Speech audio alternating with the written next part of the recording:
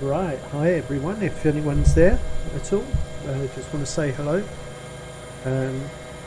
Had a mad couple of days of just testing and trying to get this streaming software and watching video after video, and really forgot to just have a good fly around as well. So let's see if we've gone live yet on,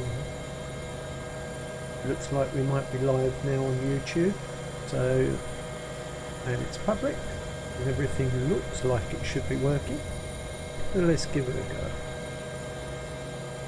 We're in the 412 this evening instead of the 429, just for a change.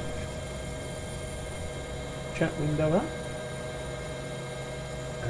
No paperwork camera, and give ourselves a nice blue sky. And every time I say it, please somebody write something to give us this, just at the press of a button, that lovely blue sky that makes us feel better as soon as we see it. Not sure what your field view is like in the forecast. Let's have a look.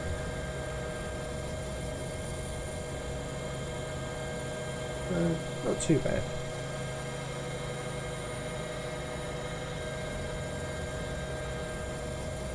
So just going to have a fly around really this evening, just check out settings, have a look at the video afterwards, see if it's all okay or has been okay. Hello Mr. Millionaire, or Milliner, however you pronounce it. How are you?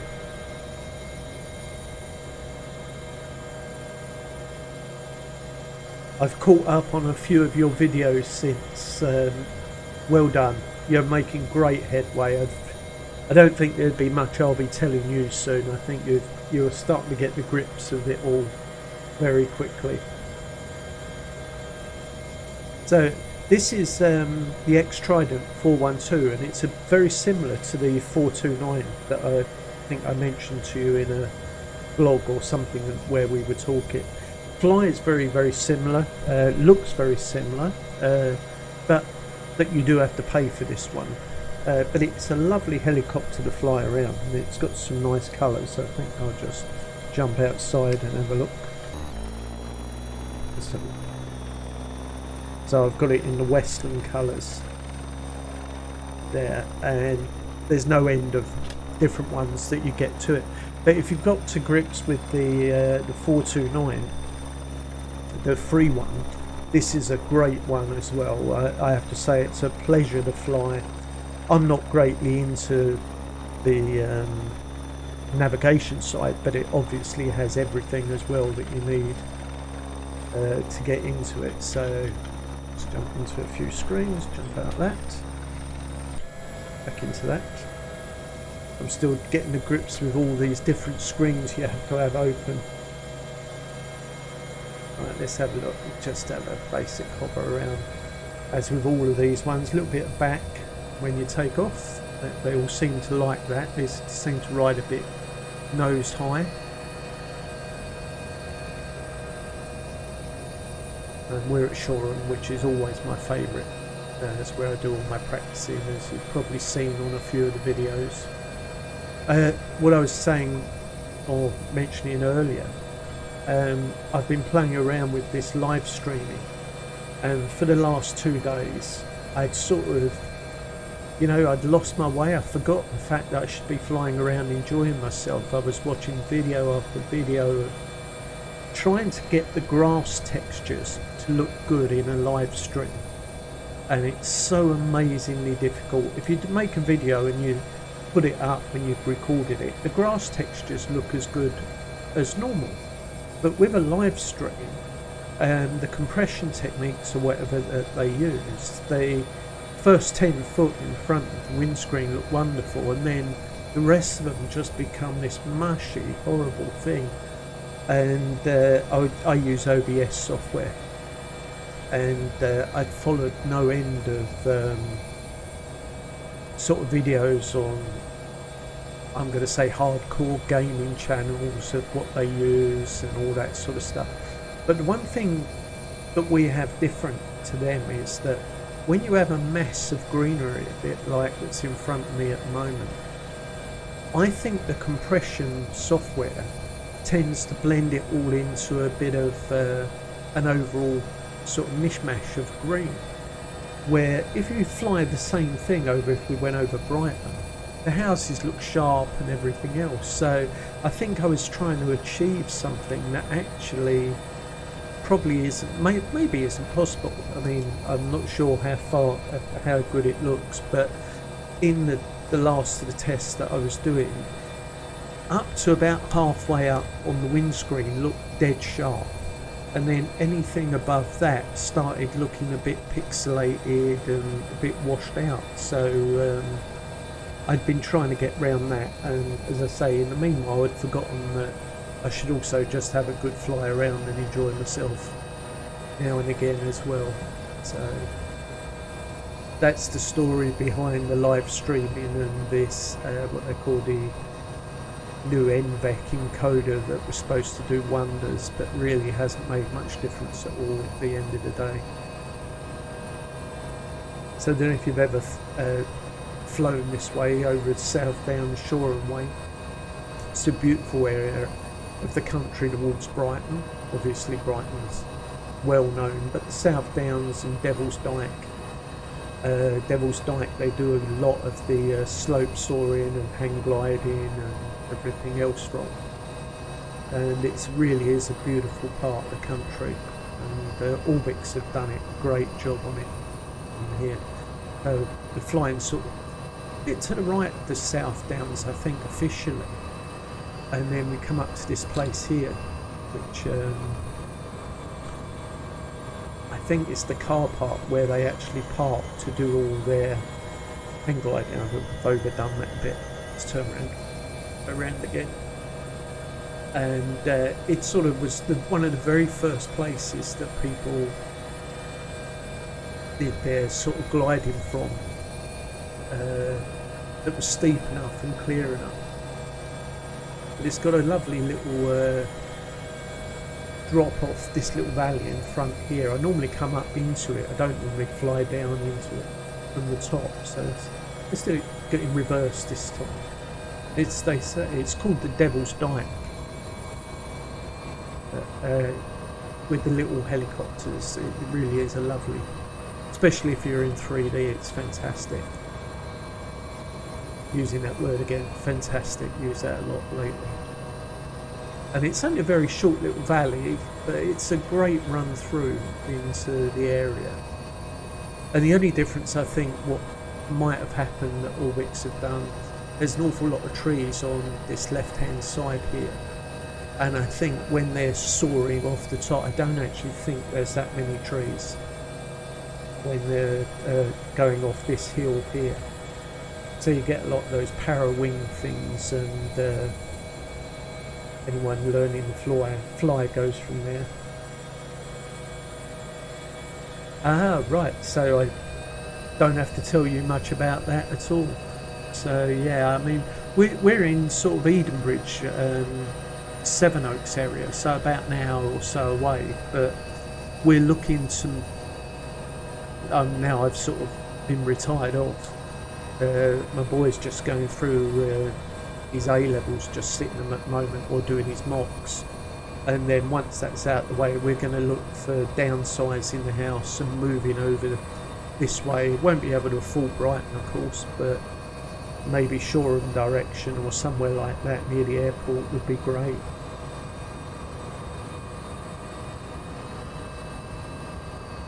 And the fact that you're actually called the Eccentric Milliner, and I hope I am pronouncing that right, do I take it you're a hat maker, or just somebody who's eccentric on hats, as it were?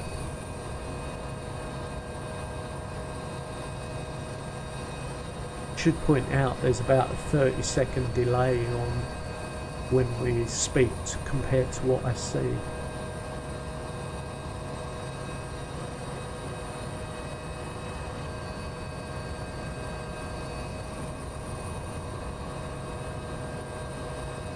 Around on the old motocross track,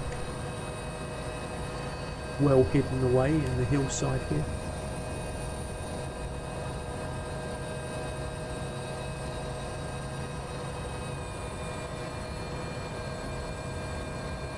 He was going to be a Mad Hatter.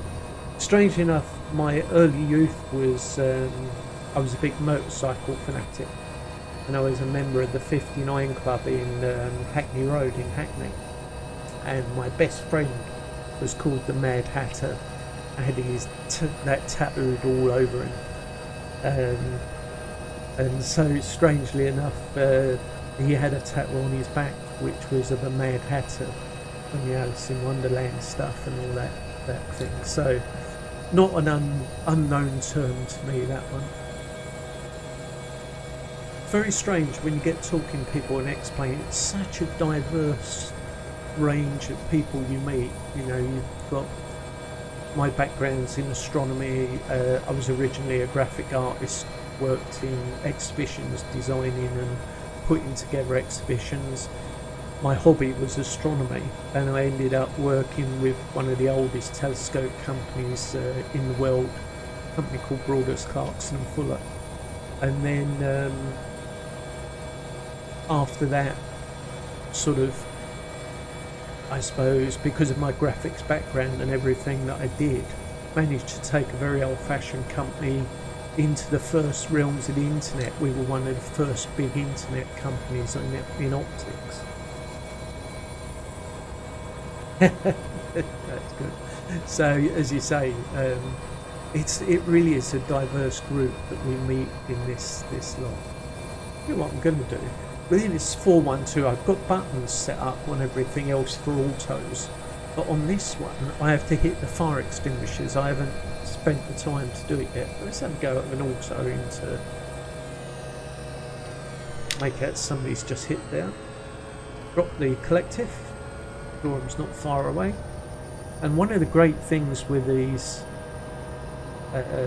helicopters, the bigger ones, is normally, I'm going to say, I bet you I messed this one up, when you're doing autos and stuff like that, there's so much more time to be able to do, so we'll probably be able to get a slight turn in here and stretch it out. Oh, I'm not sure, maybe not. I was going to go for that circle, but maybe we won't make it. Well, we might. Before we put on the collective again, and then just, oh yeah, we might just stretch. So, it's the thing that I love about helicopters. Right, well, obviously wouldn't have made that one in real life. Autos, and it was the same when I was doing radio control helicopters. Sorry about the refueling thing there. It was always autos that was the thing I was interested in more than anything else. The thought that you could have the engines cut and they could drop down and still survive was always sort of life or death, I suppose, at the bottom. As you've probably read, or if you've been following me when I talk, you know, radio control helicopters were a big part of my life until this dystonia thing came along and I was unable to fly anymore, but that's life. So I can't believe we've ended up that high up. Something came on I said yes to then about refueling, which I didn't read properly, so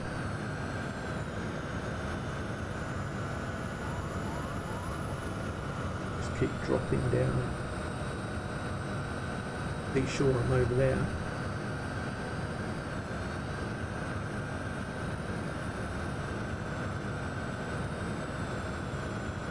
Well, certainly give me a bit of time to think about getting the auto rotation correct. This one will, at that height. Let's slow it down a bit.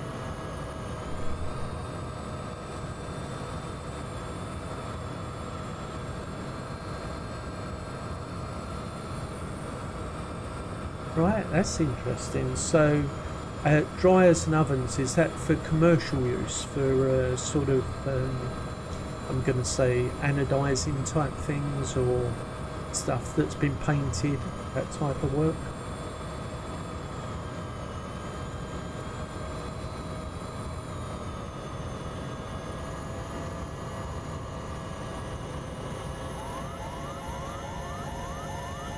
There seem to be a few alarm bells going off, but we'll just ignore those.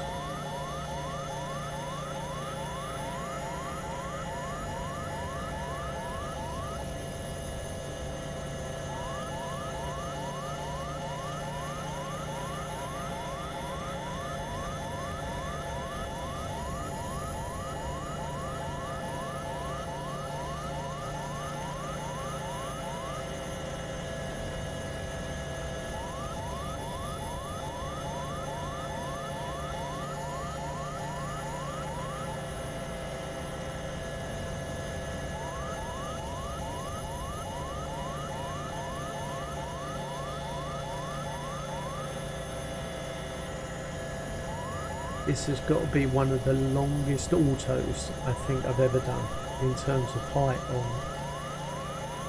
I'll probably still crash at the bottom. Not enough forward speed, I don't think.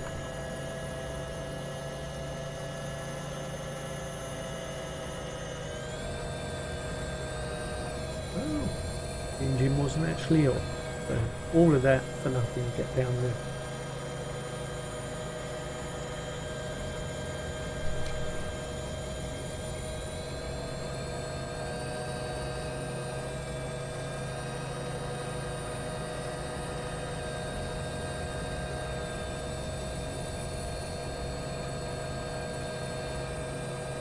Yeah, that's what I wondered, if it was that sort of commercial dryers.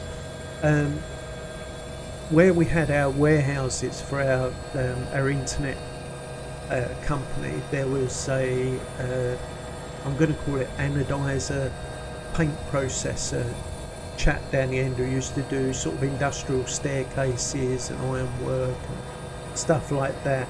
And the drying units that and stuff that they had in there took up about half the warehouse. They were enormous. So probably a similar type of thing. And who wouldn't want 8,000 loaves of bread, you know?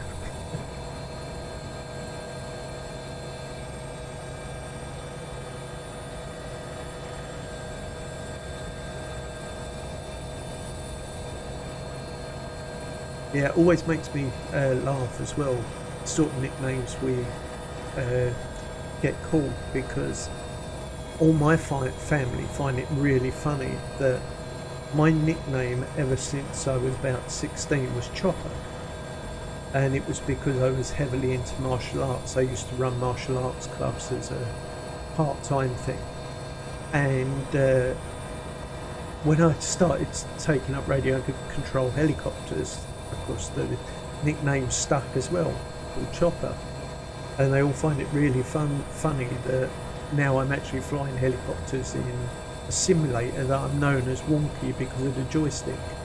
So there's a certain amount of amusement that for the first time the nickname I've had the longest actually isn't used.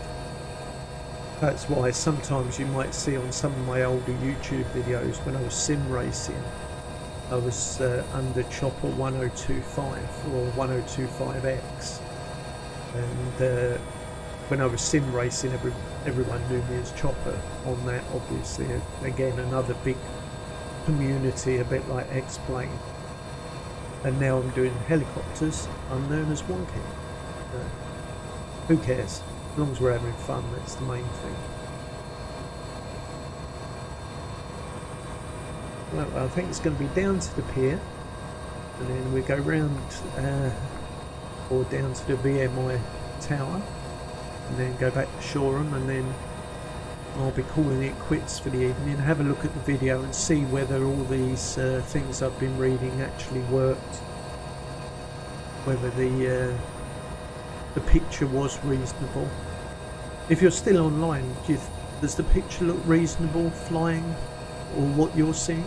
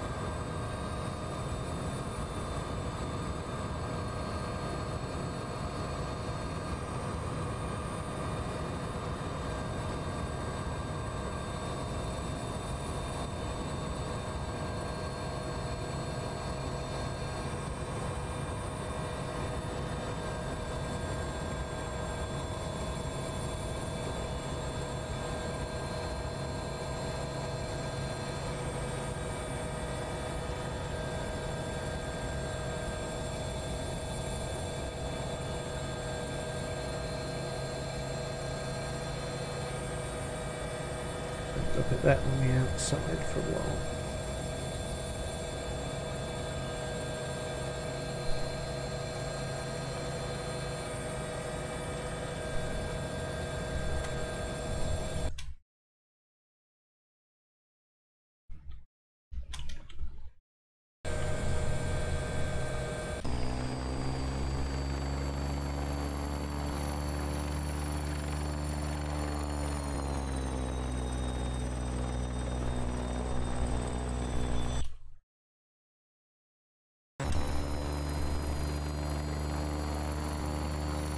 Does look good in those colours.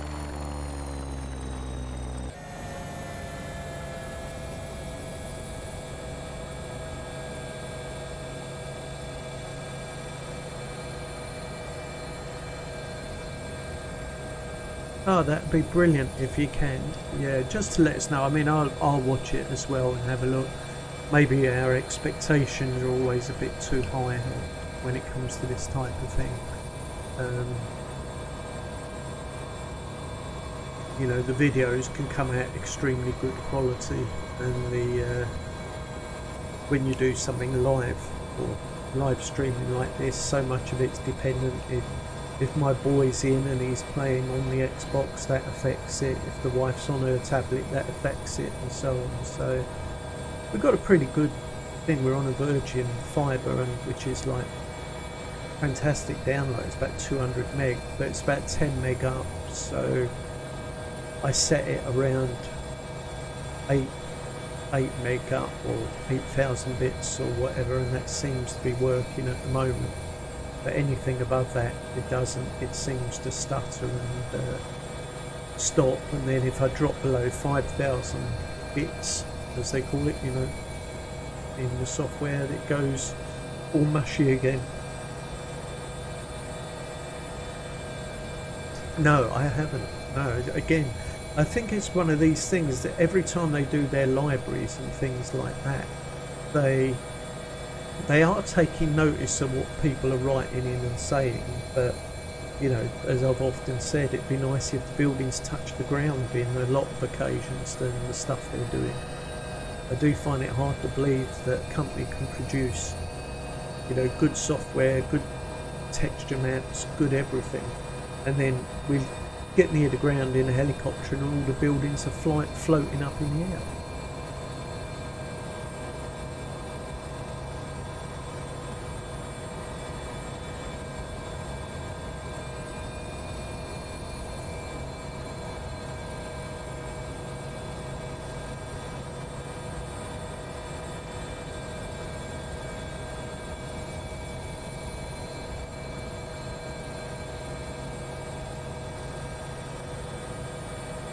One of the good things about Shore, it's very difficult to get lost and not find it again, even if you're not using satellite or navigation systems.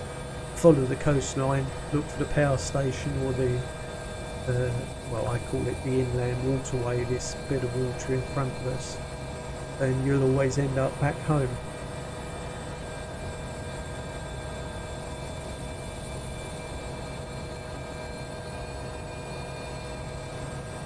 As I say, if you've got the full one, 429, very similar to this helicopter in the way it flies and everything. Very hard to tell the difference between the two. So I think this one's about $20 odd to buy, but I bought this before I got the 429.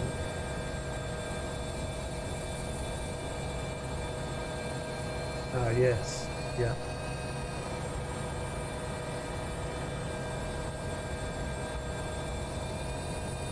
I think it's one of the problems, isn't it, when you know an area well, that you just expect to see it all. As I was doing the Barton, Manchester area, where I don't know Manchester at all, and so of course everything looks fantastic to me, seeing the football stadiums, the ski centre, but I bet you if you came from that area that you'd all be having a good moan saying that's not right or it's in the wrong place, you know.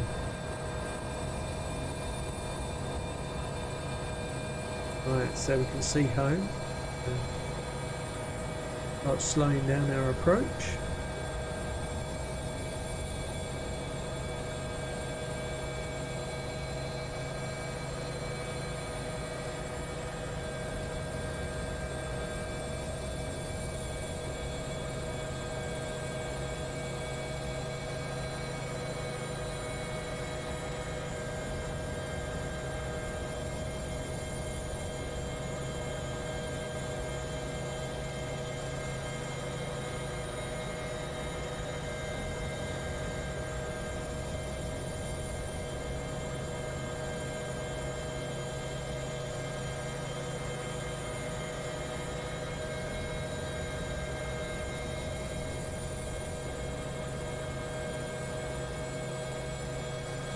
Stop and then just do a left here, cut across the grass.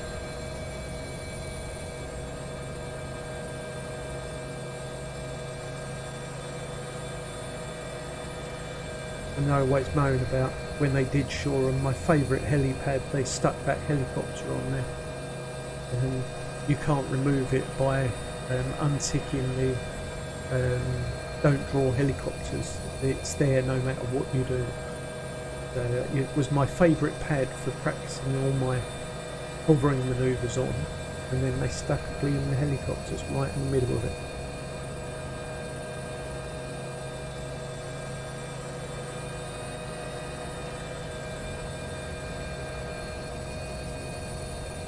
You can hear my collector's a bit worried today. One of the dampers is very stiff. It comes in just at the hover point.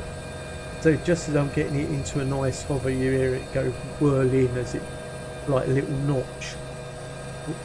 There, forward. Back again.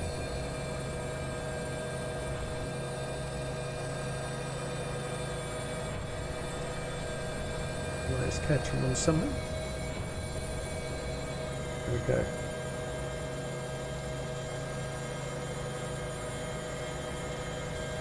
Yeah, I had a couple of, well, probably about 15 years ago now, a couple of helicopter lessons from Shoreham, and one of the guys who ran, was in my helicopter club, actually had a helicopter, so I used to pay for fuel, and I got to fly around into Shoreham area a few times, probably about five or six times. For refueling and things like that, and as I always say, I found out that it was the hovering and the taking off that interested me, and it wasn't the going from one place to the other. And he did turn around once and say that, you know, most of the helicopters pilots he knew, they just follow the roads they know or the motorways. They can get anywhere they want to go. Of course, changed slightly now, obviously, I bet, but we'll see if we can have a look outside again. Why it wouldn't let me do it last time. That's better.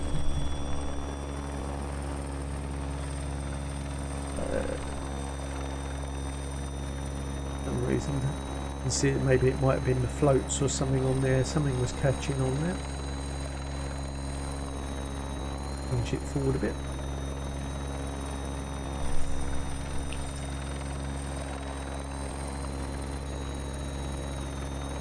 You're not quite right.